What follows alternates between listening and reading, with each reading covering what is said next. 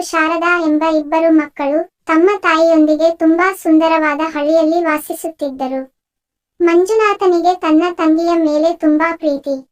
ಶಾರದಾ ಅಣ್ಣನನ್ನು ಬೆಚ್ಚಿ ಬೀಳಿಸುತ್ತಾ ಆತನ ಮಾತು ಕೇಳುವಳು. ಮನೆಯ ಬಳಿಯಲ್ಲಿರುವ ದೊಡ್ಡ ಹಳ್ಳಿಯ ವೃಕ್ಷವನದಲ್ಲಿ ಇಬ್ಬರು ಪ್ರತಿದಿನ ಆಟವಾಡಲು ಹೋಗುತ್ತಿದ್ದರು. ಅಲ್ಲಿ ಕೋಗಿಲೆ, ಗಿಡಗಳು, ಹೂಗಳು ಅಹು ಮೂಡಿಸುತ್ತಿದ್ದವು. ಮಂಜುನಾಥನು ಶಾರದಾಳಿಗಾಗಿ ಹೂಮಾಲೆ ಮಾಡಿ ಅವಳಿಗೆ ಕೊಡುತ್ತಿದ್ದ.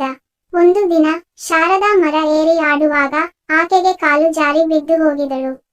ಅವಳು ತುಂಬಾ ನೋವು ಅನುಭವಿಸುತ್ತಿದ್ದಳು. ಮಂಜುನಾಥನು ತಕ್ಷಣವಾಗಿ ಆಕೆಯನ್ನು ಎತ್ತಿ ಮನೆಗೆ ಕರೆದೊಯ್ದ.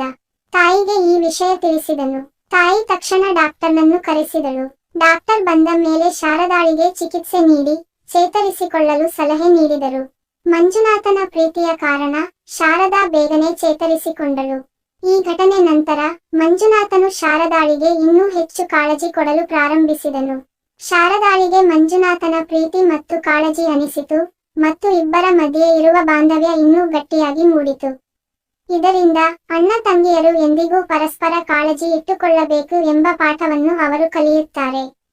ಹೀಗೆ ಮಂಜುನಾಥ ಮತ್ತು ಶಾರದಾ ಜೀವನದ ಎಲ್ಲಾ ಸವಾಲುಗಳನ್ನು ಪರಸ್ಪರ ಕಾಳಜಿಯಿಂದ ಎದುರಿಸುತ್ತಾ ಸಂತೋಷದಿಂದ ಬದುಕು ನಡೆಸಲು ಮುಂದಾಗುತ್ತಾರೆ.